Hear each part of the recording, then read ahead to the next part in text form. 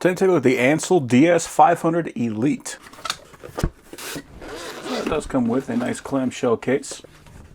And here is the tool. I can definitely feel some metal on the back, so it looks like this backrest. This is definitely made out of metal. Definitely looks much more heavy duty than most scanning tools. We got our OBD port in the top. We got USB-A, USB-C, power button. Nice guards on all the corners to make sure we're not going to be damaging that screen. And that is even raised a little bit, so we don't have to worry about scratching that up. We got our power charger, and this one is swappable.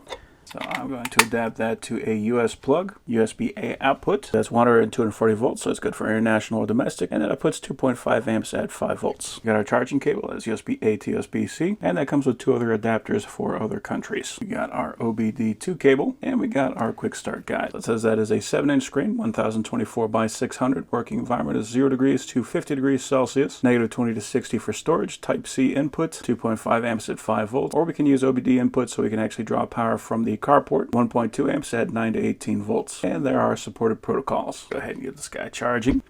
And that does come with an 88% charge. I always like to charge these guys all the way up when I get them, just to make sure that I'm not going to run into any problems. So that is a full touch screen, and it is going to connect us directly to our internet to start out with. And this is letting us know that we've got a swipe interface on here.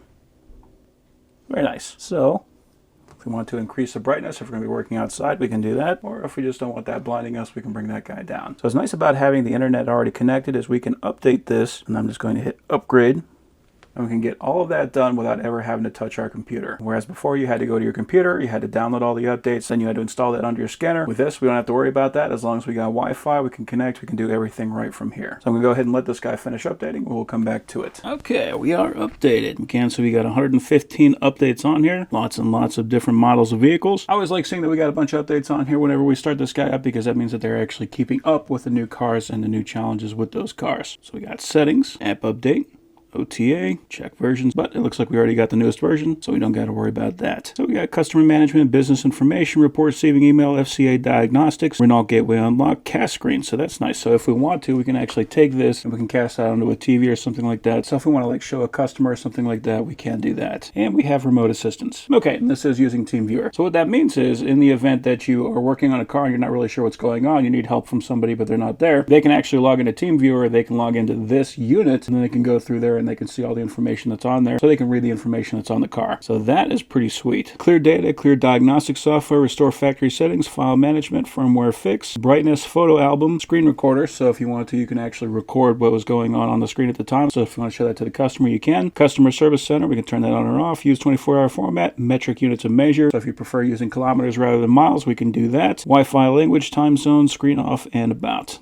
So this does have auto search. We're not currently connected to a car. But what's great about that is we don't have to plug in the VIN or anything like that. It will automatically find out where the car is. Diagnose, go to maintenance, and here we can see all of the different options that we can do with this scanner. Now this is the great thing about this unit, is that because this one has a lifetime free update. So as they're coming out with new updates, we can always get that updated. Whereas with very high-end units, you actually have to pay yearly for that. This one, you don't have to worry about that. Plus, it has all of these different functions that it can do. So you got air fuel ratio reset, AdBlue reset, air suspension matching, anti-theft key matching, brake pad reset, electronic water pump starting, electronic throttle adaptation, gearbox learning, language setting, knock sensor reset, seat calibration, stop start setting, TPMS, tire size adjustment, windows calibration, transport mode, sunroof initialization, steering angle reset, oil reset, Muloto, I don't even know what that is.